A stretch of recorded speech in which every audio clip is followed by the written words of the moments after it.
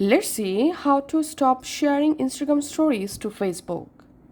All you have to need, go to your Instagram and tap on this plus icon. Let's create a new story. Select a photo for example. And now tap on this arrow icon. And if you don't want to share the Instagram story to your Facebook for this specific story, just tap on add Facebook story. And here tap on don't share this time. Once you select it, now tap on share, tap on done, and the story will be published on your Instagram without Facebook.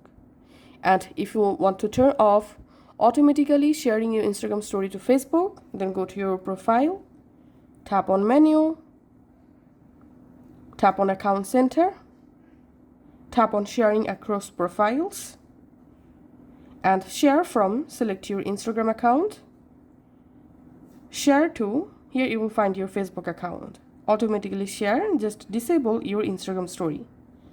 Once you successfully stopped this, now on, you will be able to easily share your story to your Instagram without sharing the story to your Facebook.